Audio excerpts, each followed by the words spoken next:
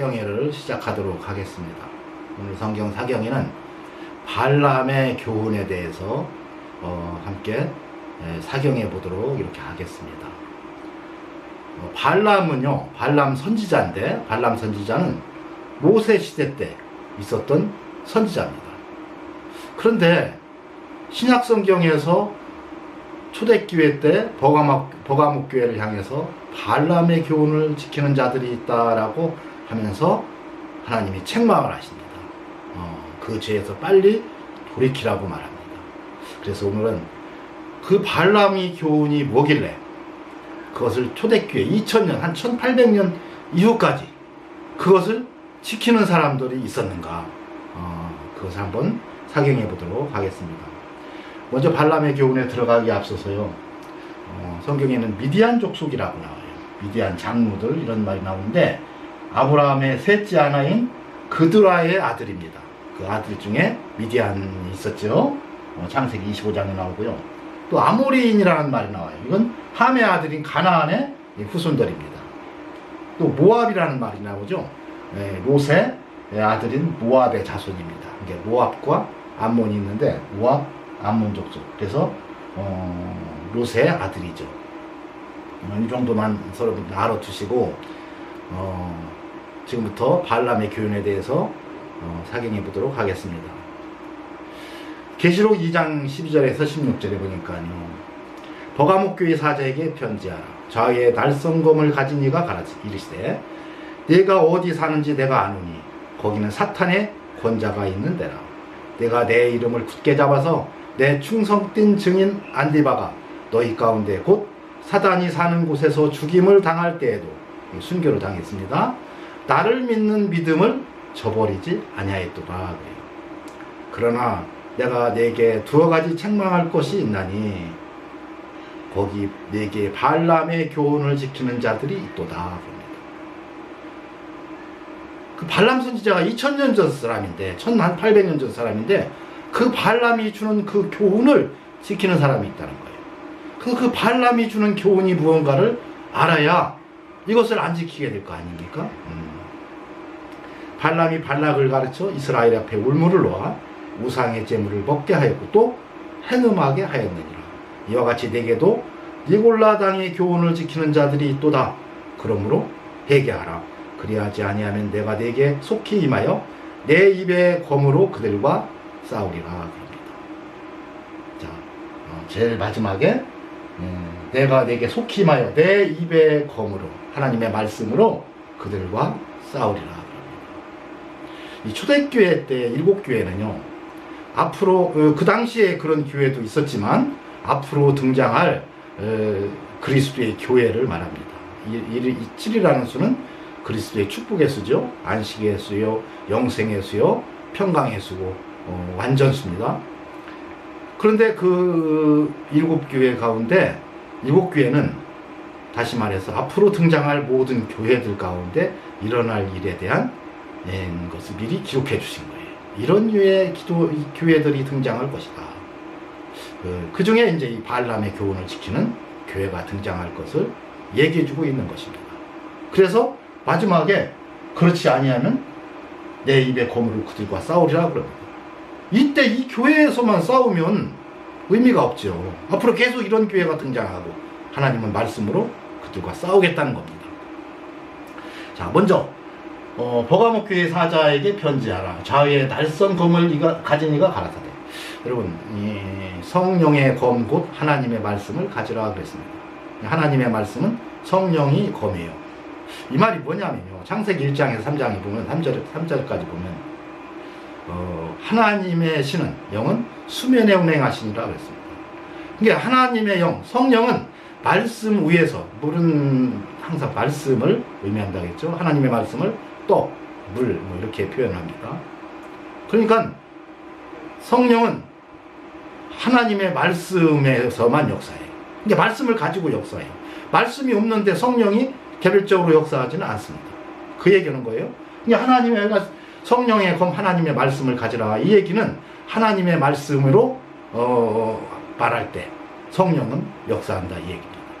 자, 그러면 좌우에 날선 검을 가진 이가 가라사대. 근데 이 하나님의 말씀은 좌우에 날이 있어요. 보통 일반적인 칼들은 다 한쪽에만 날이 있습니다. 우리는 칼등이죠. 이게 등이 없다는 얘기요. 이 말은요, 이 말씀의 검을 쓰기에 따라서는 사탄을 이기는 도구가 되지만, 그 믿음으로 그것을 쓰기는 쓰는데 그걸 쓰지 않을 때 쓰면 그 말씀으로 내가 죽는다는 얘기, 자기가 죽는다는 얘기입니다. 그러니까 오늘 이 버가모교회는 두 가지 예를 듣죠. 하나는 말씀 믿음으로 잘 지켜서 승리한 안디바에 대한 이야기가 나오고, 또 믿음을 잘 지켜서 자기가 죄를 지은 지금 이 발람의 교훈에 대한 이야기를 말해주고 있는 겁니다. 이게 좌우의 날성검이에요. 하나님의 말씀을 믿음으로 잘 지켰는데 그 믿음으로 지킨 그 말씀으로 자기가 죽는 겁니다. 이게 발람의 교훈이에요.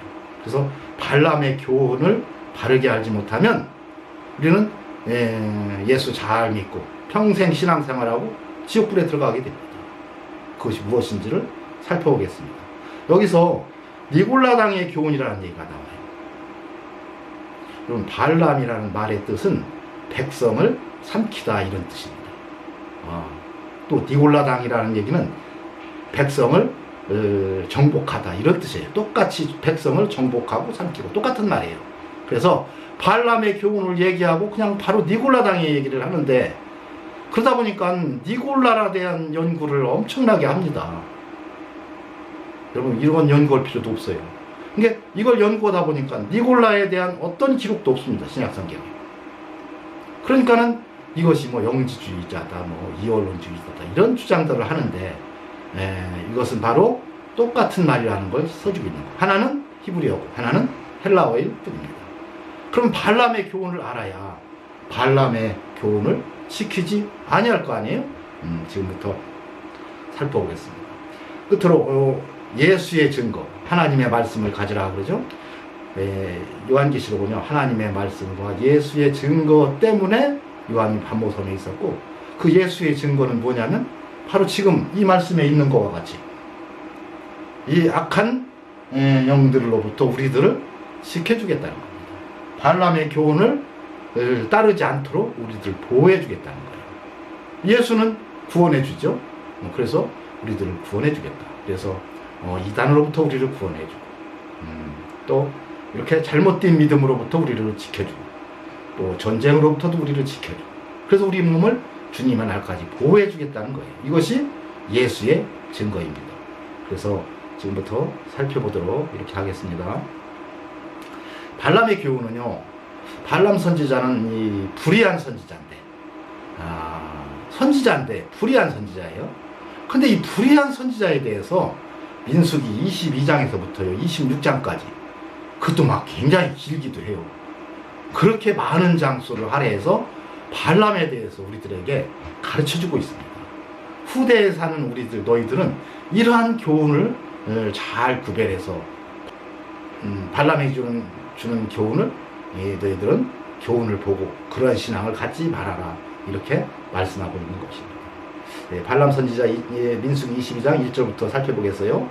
이스라엘 자손이 또 진행하여 모압 평지에 진쳤으니 요단 건너편 곧 여리고 맞은편이더라.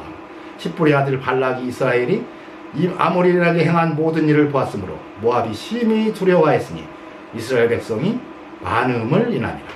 모압이 이스라엘의 자손이 연고로 번민하여 미디안 장로들에게 이르되, 이제 이 무리가 소가 밭의 풀을 뜯어먹은 같이 우리 사면에 있는 것을 다 뜯어먹으리로다 하니, 때에 십볼의 아들 발락이 모압 왕이었더라 그럽니다. 그러니까 여기서 아까도 얘기했지만 미디안 장로들이라는 얘기는 모압 지방에 함께 살았어요. 그들이 그래서 미디안 장로들, 미디안 족속과 모압 족속이 함께 살았는데 모압의 왕은 발락이 있었어요. 자, 그런데 발락이 지금 이 상황이 어느 때냐면요, 이스라엘 민족이 출애굽에서 이제 요단강만 건너가면 가나안 땅이 나오고, 그리고 거기 들어가서 가나안 7족을 몰아내고 이제 젖과 꿀이는 그 가나안 땅, 하나님이 약속하신 그 땅에 들어가기 바로 직전의 상황입니다. 근데 직전에 이제 모압 요단 건너편에 진을 치고서 이제 때를 기다리는 거죠. 그런데 그 건너편에는 발락이 모압 왕으로 있었는데 앞에 이스라엘 민족이 그 전에 행진하면서 쭉 아모리에게 행한 일을 다 알기 때문에 겁을 먹은 거예요. 그리고 막 그 수가 너무 많으니까 그가 이제 꼼짝없이 자기들은 죽을 수밖에 없다라고 생각해낸 것이 바로 발람 선지자를 부르는 사건이 나옵니다. 그가 사자를 부올의 아들 발람의 분양 강변 두돌에 보내어 발람을 부르게 하여 가로되 보라 한 민족이 애굽에서 나왔는데 그들이 지면에 덮여서 우리 맞은편에 거하였고 우리보다 강하니 척컨대 와서 나를 위하여 이 백성을 저주하라. 내가 혹 쳐서 이겨 이 땅에서 몰아내리라. 자, 그대가 복을 비는 자는 복을 받고 저주하는 자는 저주를 받는 줄을 내가 알미니라 그랬어요. 모압 장로들과 미디안 장로들이 손에 복술의 예물을 가지고, 그죠? 복술의 예물을 가지고 발람에게 이르러 발락의 말로 그에게 고하매 발람이 그들에게 이르되 이 밤에 여기서 유숙하라. 여호와께서 내게 이르시는 대로 너희에게 대답하리라. 모압 귀족들이 발람에게서 유하니라 그랬습니다. 여러분, 여기서 발람은 선지자예요. 이스라엘 민족이 복을 받은 자인 거 다 압니다. 또 그는 선지자로서 하나님이 말씀을 주시면 주시는 대로만 말하는 사람이지 그 이상도 말해도 안 되고 그 이하도 아니에요. 하나님이 주시는 대로 말하는 사람이 선지자입니다.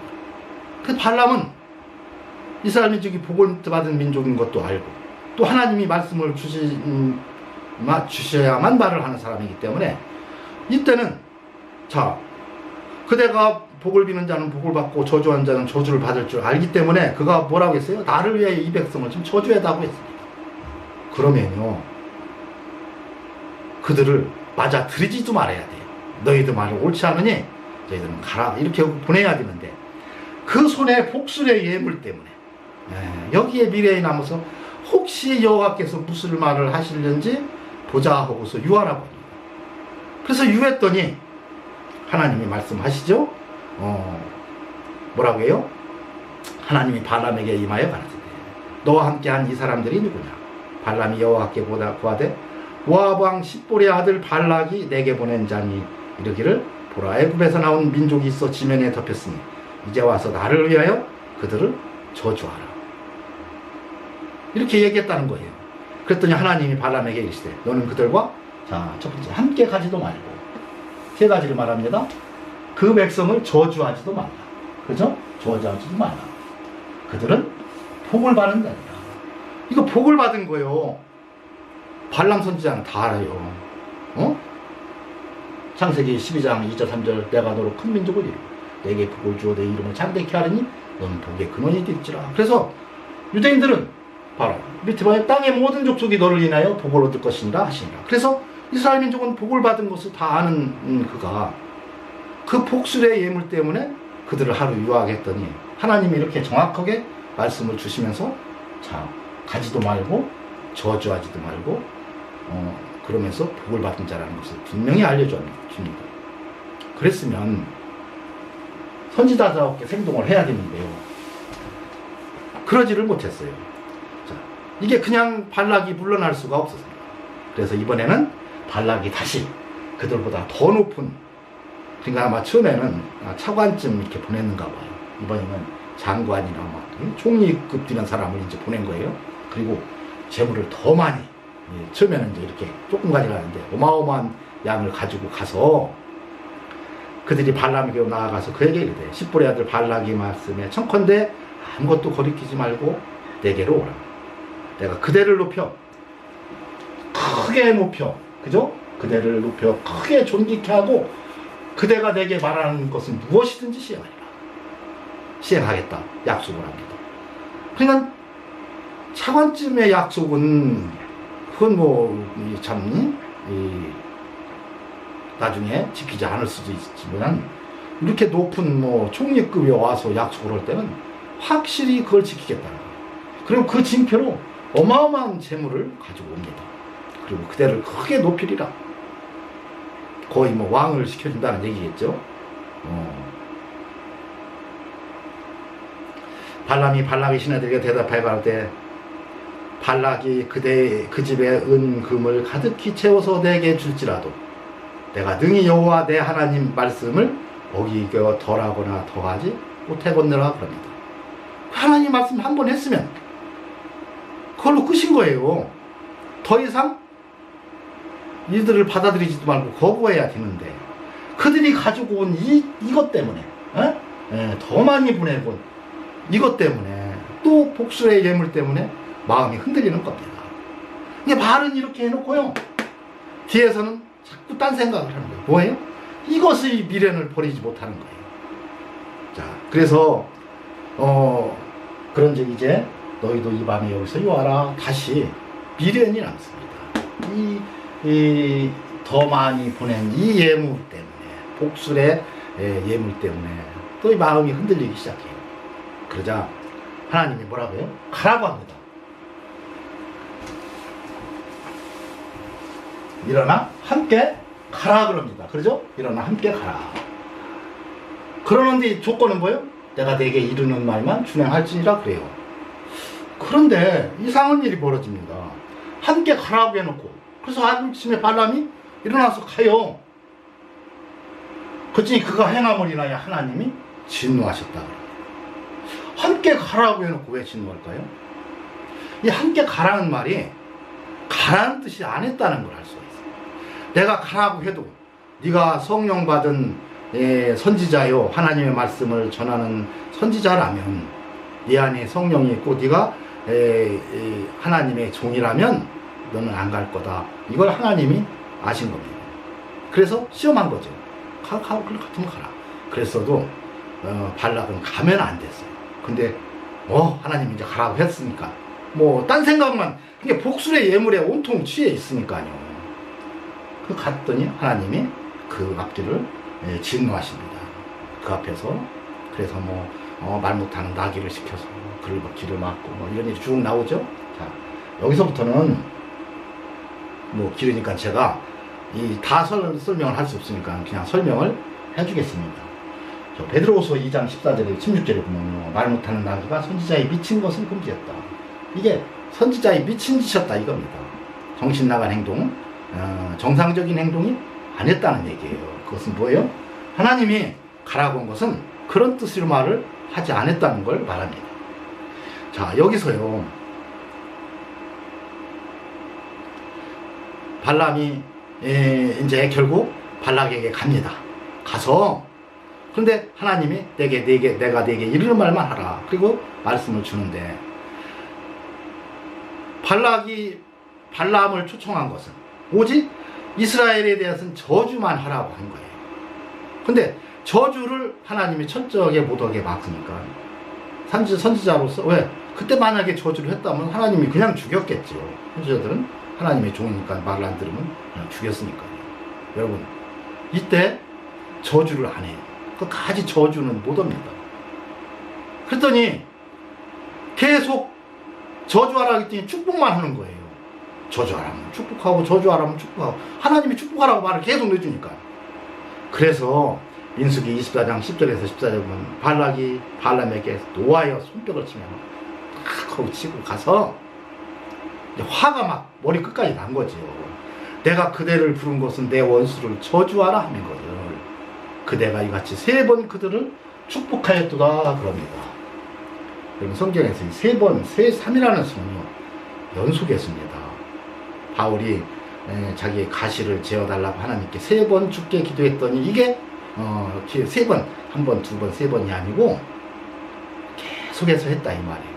여기도 저주하라고만 하면 축복하고 저주하라면 축복하고 여기 가서 이 자리 만들어 놓고 저주하라고 하면 축복하고 저기 가서 이 자리 좀 만들어 놓고 또 거기서 좀 축복하라고 하면 좀 저주하라고 하면 축복하고 산꼭대기 올라가서 또 그러고 여러 군데 가서 가는 데마다 저주하라면 축복만 하는 거예요.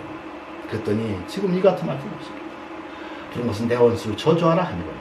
그대가 이같이 3번 그들을 축복하여 그러므로 그대는 이제 그대 곳으로 가라.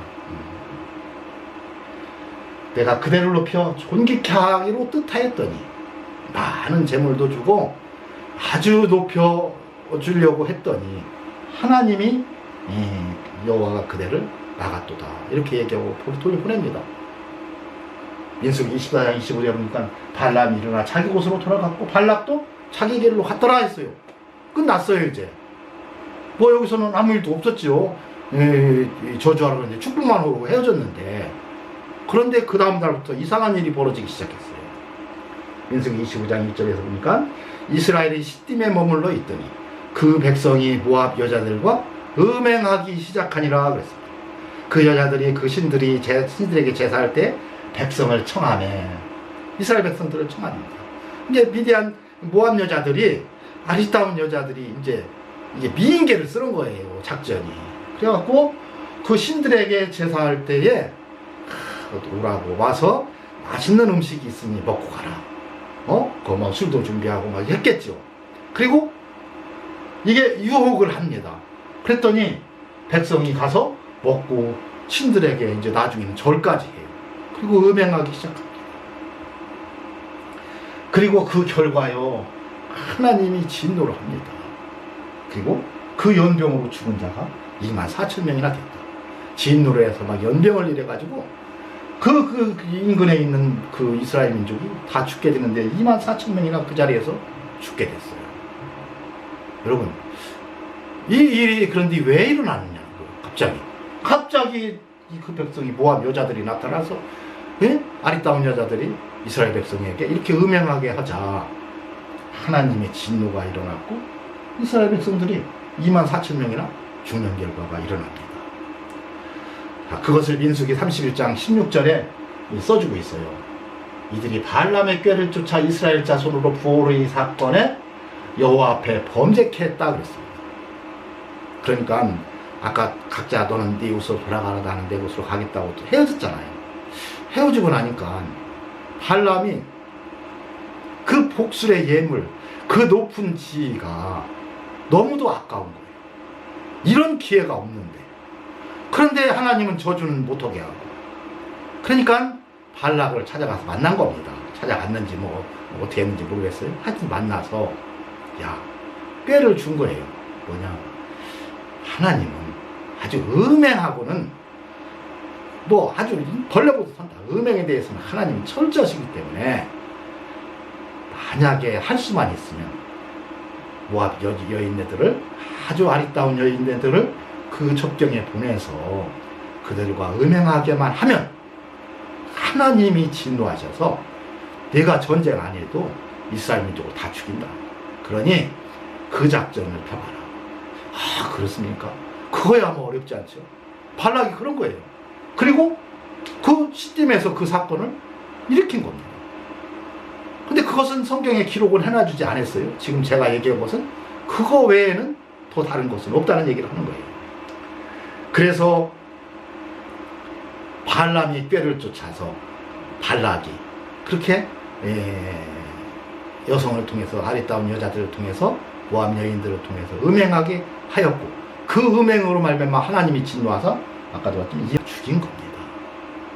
여러분, 그 결과 나중에 이스라엘 민족이 이제 모압 땅을 쳐들어가서 미디안 장로들을 다 죽일 때, 미디안 왕들 다섯 왕을 죽일 때 거기에 발람도 껴 있었어요. 이게 거의 왕의 위치에까지 올라서 어마어마한 재력을 얻고 거기서 그렇게 부경화를 누리고 살았던 것입니다. 그래서 그 죽인 자의 미디안 다섯 왕을 죽였습니다. 미디안의 왕들은 주 이름이 나오고 또 부올의 아들 발람을 칼로 죽였더라. 어떻게 해서 여기 가서 지금 그 왕들과 함께 놀고 있고 어마어마한 재력을 가진 그러한 사람이 되어 있었어요. 뭐 때문에? 그 저주는 차마 못하고 하나님께 저주를 받도록 꾀를 내서 알려준 거죠.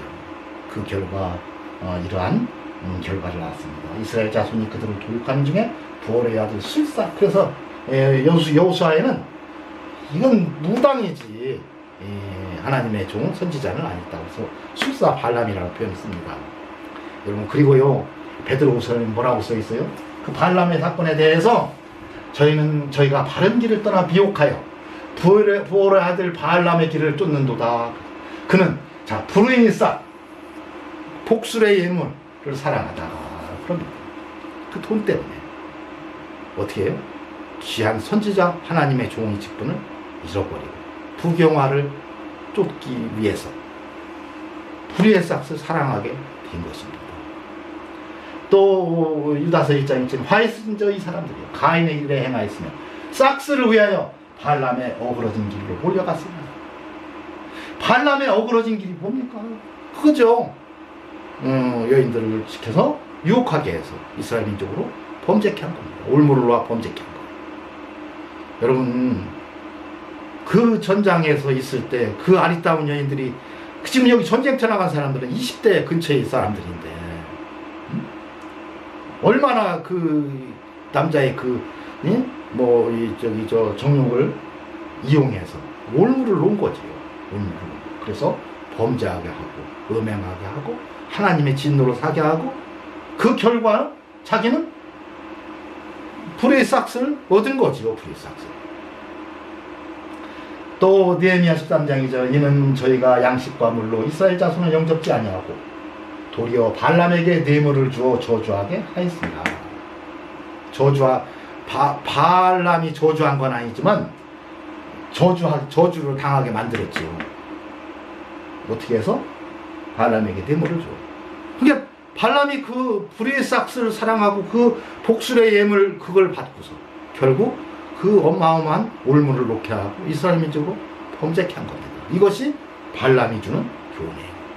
그런데 2000년이 지난 그 다음에 요한계시록에 여기 발람의 교훈을 지키는 자들이 있다 이 말을 합니다. 그게 무슨 말일까요? 2000년이 지난 이후에 그 초대교회 때 발람의 교훈을 지키는 자들이 있다는 거예요. 발람의 교훈은 뭡니까? 백성들은 다 지옥불에 들어가게 하고 올무에 빠져서 지옥에 가게 하고 자기는 부귀영화를 누리는 겁니다. 불의의 싹을 사랑하는 자가 있다는 얘기예요. 교회에서 불의의 싹 그 백성을 다 죽이고 자기는 부경화를 누리는 게 뭡니까? 돈 뱉기 더 있어요. 지금 성도들을 잘못된 돈으로 물질로 말미암아 성도들을 죄에 빠지게 하고 그 지도자 목사는 그 재물로 발람처럼 높은 지위에 오르고 부경화를 누리는 이런 일이 초대교회 때 7교회 버가목교회에서 있었다는 얘기입니다. 그렇다면 여러분 그것이 뭘까요? 교회 내에서 성도들은 지옥불에 들어가게 하고 목사는 불의의 싹으로 부경화를 누리는 거, 이게 무엇일까요? 여러분 더 이상 생각할 것도 없죠. 여러분 교회 안에 있는 잘못된 헌금제도, 이게 불의의 싹으니까 돈이죠. 물질입니다. 잘못된 헌금은요 성도들을 다 지옥불에 들어가게 하고 그리고 그 헌금으로 목사는 부경화를 누리는 게 있어요. 여러분 요한계시록에는요 666이 나옵니다. 그 수에서 베리칩이니 뭐니 여기다가 무슨 칩을 넣어갖고 허니 카드니 별 얘기가 다 있죠. 여러분 6이라는 수는요 미완성의 수예요. 이게 세상의 수입니다. 세상의 수예요. 다시 말해서 물질, 재물의 수예요. 그래서 6이라는 이 7은 완전수라 이제 하나님이 부활하시고 부활 승천하셔서 우리에게 영생을 주시고 생명을 주시고 평강의 수요, 안식의 수요, 축복의 수입니다. 그리스도의 축복. 그 직전이기 때문에 요 다음에 7이죠. 이게 세상의 수예요. 미완성의 수. 근데 재물의 수입니다. 물질의 수예요. 여러분 이 말은 물질 자신은 선도 아니고 악도 아니에요. 칼과 같은 거죠. 칼이 선도 아니고 악도 아니고 강도들에게 들려지면 사람을 죽이는 무서운 살인 도구가 됐지만, 악의 도구가 됐지만, 의사에게 들려지면 사람의 생명을 살리는 귀한 메스가 된다 이 말입니다. 이것처럼 물질 역시도 마찬가지예요. 물질 자체는 선도 아니고 악도 아니에요. 근데 이 물질이 잘못 쓰일 때는 이것이 짐승의 수가 된다는 얘기입니다. 여러분 이 666은 짐승의 수예요. 짐승의 수. 이건 다음에 제가 설명을 해드리겠습니다만은 바로 이것처럼 교회 안에 잘못된 헌금은 성도들로 하여금 지옥불에 들어가게 한다는 거예요. 여러분, 그건 더 이상 얘기할 것도 없어요. 1000번째 헌금. 세상에 예수님이 번제가 되셔서 우리들 앞에서 순수 제물이 되셔서 우리들의 모든 죄를 다 대속해 주셨는데, 지금도 그 번제를 드려야 한다고 하면 예수를 그리스도로 믿지 않는 거부하게 하는 행위고 예수를 부인하는 행위인데, 그런 짓거리를 하고 있는 교회들이 있다니까요. 다음 주도 꼭 보시기를 바라고 오늘 말씀은 이것으로 마치도록 하겠습니다. 하나님 감사합니다. 오늘은